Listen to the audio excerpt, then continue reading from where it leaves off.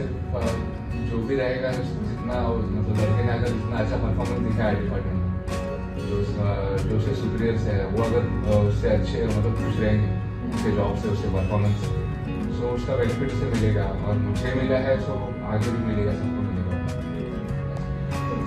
प्रत्येकानं काम करताना एक विचार केला पाहिजे कंपनी, सो वो बहुत मतलब एक तरह का पेनफुल था। मतलब कंपनी का जो कंपनी नुकसान का हुआ लॉस, उसका हाँ। आपको भी फील हुआ जो है? बहुत बड़ा लॉस था, पूरा पूरा ये हो गया। त्यावेळी म्हणजे तुम्हालाही त्याचं तितकंच दुःख झालं जितकं कंपनीचं त्यावेळी आम्ही नुकसान परमनंट झालं. पण नव्हतो. मित्रांनो नमस्कार, स्वागत आहे सगळ्यांचं शिवराज सर यूट्यूब चॅनलमध्ये. आज स्किल डेव्हलपमेंट कडून एक विशेष व्हिडिओ घेऊन येत आहे, जावे कौशल्याच्या गावा. तर या ठिकाणी स्किल्स शिकून कौशल्य वाढवून प्रगतीची शिखरे गाठता येतात आणि कौशल्य प्रशिक्षण म्हणजे ITI व्होकेशनल प्रशिक्षण का घ्यावे हे ऐका विद्यार्थ्यांच्या मनोगतातून. जे विद्यार्थी भारत बिजली सारख्या मोठ्या कंपनीमध्ये परमनंट पोस्टवर आहेत, तर जाऊ सक्सेस स्टोरीज विद्यार्थ्यांच्या. तोपर्यंत तुम्ही चॅनल नवीन असाल तर सबस्क्राईब करा आणि ऑल नोटिफिकेशनला क्लिक करा.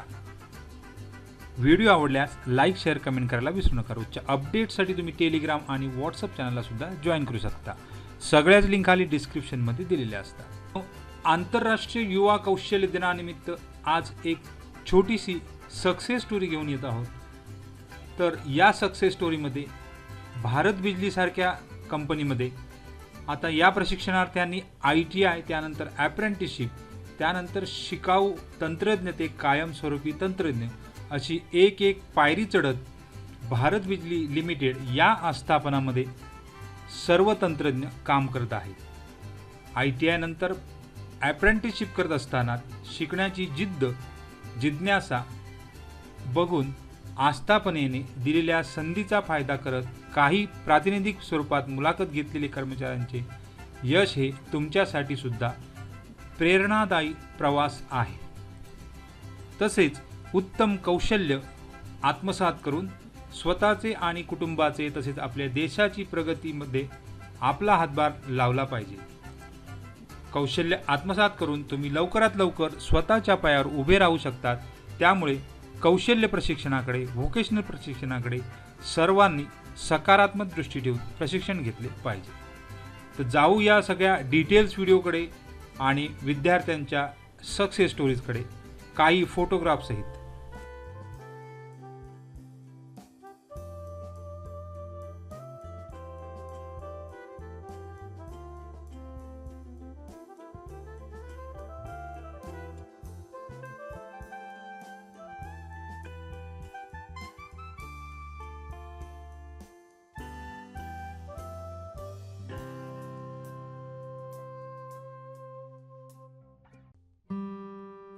किती होता? 1800 रुपये.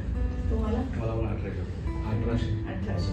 आणि त्यानंतर जेव्हा टेक्निशियन म्हणून तुम्हाला टेम्पररी टेक्निशियन म्हणून जेव्हा घेतलं गेलं त्यावेळी 5.6 6 म्हणजे 1800 ते 5.6 म्हणजे डायरेक्ट ग्रोथ मिळाली, कारण तुम्ही चांगलं स्किल त्यावेळी तुमचे दाखवले म्हणून. त्यानंतर मग तुमची टेम्पररी कामगार म्हणून नियुक्ती झाली. या नियुक्तीमध्ये तुम्हाला किती पेमेंट दिले गेलं? 8,000. आणि ती किती वर्ष तुम्ही टेम्पररी नियुक्ती केली? म्हणजे तुमची 2008 टोटल कंटिन्यू फक्त 9 महिने केले. त्यानंतर 3 महिन्याचा ब्रेक आणि लगेच प्रोफेशन लेटर दिलं. ओके. तुमचं 4.5 आणि तुमची 5 वर्ष. 5 वर्ष. त्यानंतर मग तुम्हाला परमनंट कोणत्या वर्षी केलं गेलं? मी 2011 ऑक्टोबरमध्ये परमनंट. तुम्ही? 2015 ऑक्टोबर. आणि तुम्ही? 2011. ओके. मी प्रमोद सावंत. मी 2007 ते 7च्या दरम्यान ठाणे ITIतून मी ITI पूर्ण केला होता. ठाणे ITIत मी फर्स्ट आलो टर्नल बॅचमधून. त्याच्यानंतर माझा नंबर स्किल कॉम्पिटिशनला लागला. त्याच वेळी भारत बिजलीने पण आमची इंटरव्ह्यू घेतली होती. त्याच्यामध्ये सिलेक्शन होऊन A++ सिलेक्शनमध्ये भारत बिजलीत बोलून घेतलं.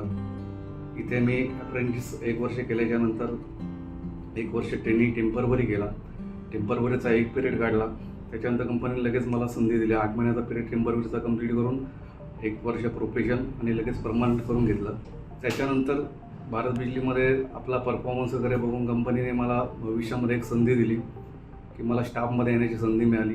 2011ला परमनंट झालो. त्यावेळेला माझा पगार जवळजवळ 13,000च्या दरम्यान होता. त्याच्यानंतर स्टाफमध्ये संधी मिळाल्याच्यानंतर मी 2015ला मी स्टाफमध्ये आलो आणि त्याच्यानंतर उत्तरोत्तर प्रगती होत गेली आणि प्रगती झाल्याच्यानंतर मग म्हणजे आता 2023मध्ये 23-24मध्ये माझा पगार जवळजवळ 49,000 पोचलेला आहे. मी एकच सांगतो की भारत बिजलीमध्ये आमचं जे सिलेक्शन झालं आणि आम्ही येण्याची जी आमची एक चॉईस होती ही कधी चुकीची झाली नाही आणि जशी संधी मिळत गेली तशी आमचीही प्रगती होत गेली. घरी अशी कंडिशन होती की वडिलांची कंपनी ज्यावेळेला मी ITI करत होतो त्यावेळेला बंद होती आणि जवळजवळ 5-6 वर्ष कंपनीचा रिझल्ट लागलेला नव्हता, काही लागला नव्हता. पण त्याच वेळेमध्ये विथिन 3-4 वर्षामध्ये अचानक चेंज झाला आणि कुठेतरी मनासारखी संधी मिळाली आणि फायनान्शियली घरामध्ये चांगल्या गोष्टी होत गेल्या आणि पुढे प्रगती होती. एवढं सांगून मी माझे शब्द संपवतो. नमस्कार, मी Ajit Suresh Mane, father Agnel ITI Vashi. इथे मी ITI केला. त्यानंतर 2008 साली मी भारत बिजलीमध्ये ॲप्रेंटिस म्हणून रुजू झालो. ज्यावेळी ॲप्रेंटिस म्हणून रुजू झालो त्यावेळी माझा पेमेंट 1800 रुपये होता. ॲप्रेंटिस असताना केलेलं काम, त्या कामाचं स्किल पाहून मला कंपनीने शिकाऊ कामगार म्हणून संधी दिली. शिकाऊ कामगार म्हणून मी 2009 ते 2010 हे 1 वर्ष काम केलं. त्यावेळी कंपनीने मला 6,000 रुपये पगार दिला. त्यानंतर 2010 साली कंपनीने मला टेम्पररी म्हणून पुन्हा घेतले. ऑक्टोबर 2015मध्ये कंपनीने मला कायमस्वरूपी कामगार म्हणून संधी दिली.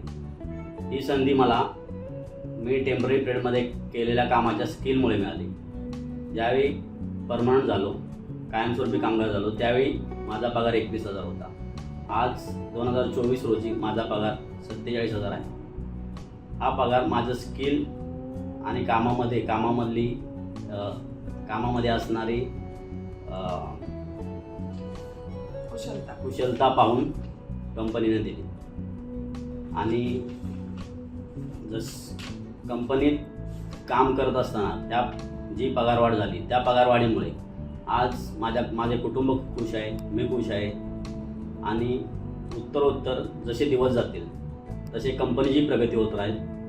कंपनीत आम्ही आमचे स्किल डेव्हलप करू, त्यामुळे आमचीही प्रगती होत राहील. एवढंच बोलतो. आणि ही प्रगती डेव्हलप होण्याचं कारण एकच की माझी कंपनी आणि माझ्या कामाचं स्किल हे माझं पहिलं कर्तव्य आहे. थँक्यू.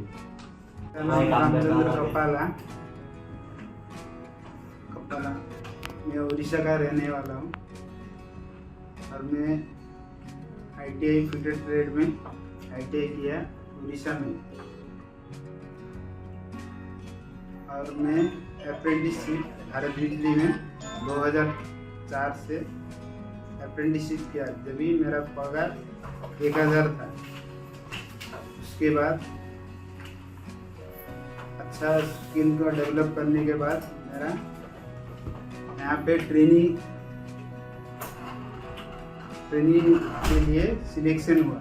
उसके बाद मैं 2005 से 2009 तक ट्रेनिंग कंप्लीट किया और उसके बाद 2009 में परमानेंट कामगार के रूप में मेरे को कायम स्वरूपी परमानेंट किया गया.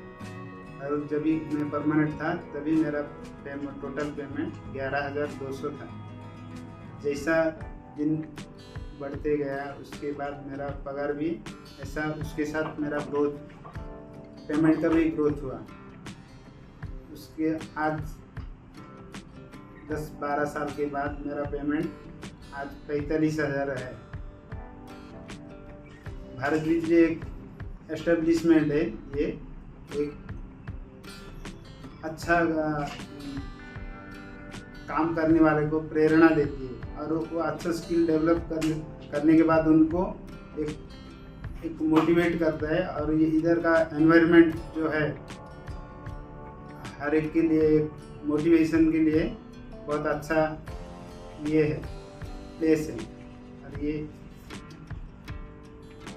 और इसीलिए आने वाला पीढ़ी भी बहुत सारा अप्रेंटिस वगैरह अपॉर्चुनिटी बहुत है ये सेक्टर में भी है और कंपनी में है। और कंपनी का ग्रोथ के साथ साथ अपना ग्रोथ जोड़ के और अपन को फ्यूचर में कंपनी के आगे लेके और अपना भी प्रगती करना चाहिए। धन्यवाद। मी नंदुरबार जिल्ह्यातून आलो आहे। माझा जळगाव तालुका येथे ITI झाली। 2002 आणि 2004 या साली माझी ITI झाली आणि मी त्यानंतर इथे 2005 आणि 6 ॲप्रेंटिस म्हणून मी सिलेक्ट झालो। ट्रेड माझा फिटर आहे। नंतर ॲप्रेंटिस 1 वर्ष झाल्यानंतर मला माझे काम बघून ट्रेनिंग म्हणून सिलेक्ट झालं। 1 वर्ष ट्रेनिंग होतं तेव्हा मला 3500 रुपये काहीतरी पेमेंट होता। नंतर 1 वर्षानंतर मला माझं काम बघून टेम्पररी करण्यात आलं। टेम्पररी मी 10 ते 11 वर्ष केली। नंतर 2016 साली मला परमनंटचं लेटर भेटलं।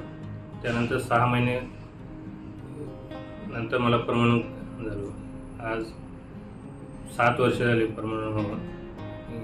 परमनंट झालो तेव्हा 21,000 पेमेंट होता आणि आज 43,000 पेमेंट आहे मला।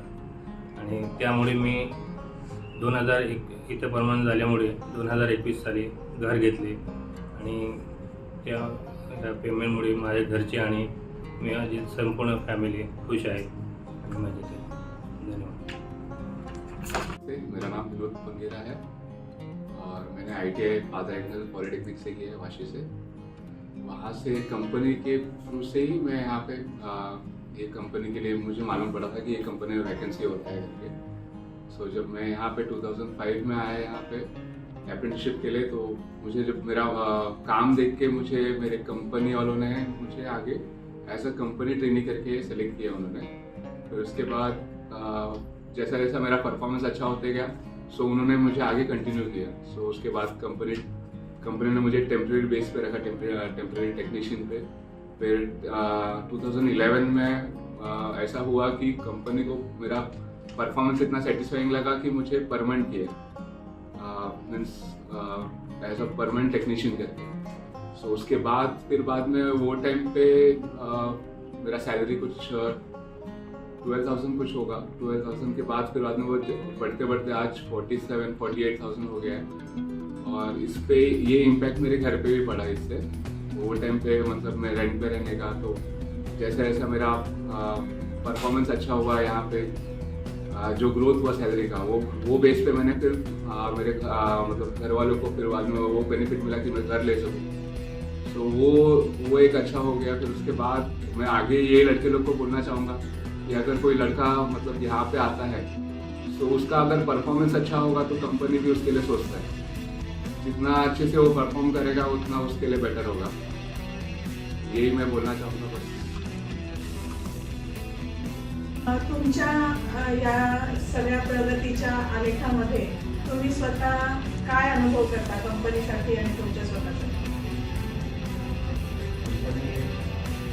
आमचा स्वतःचा अनुभव असा आहे की आम्हाला जे काम भेटलं त्याच्यामध्ये आम्ही पूर्ण आमचं 100% देण्याचा प्रयत्न केला आणि त्याचाच रिझल्ट आम्हाला आत्ता आहे। आणि याच्यामध्ये कंपनीचाही फायदा होता आणि आमचाही फायदा, हे आमच्याकडे।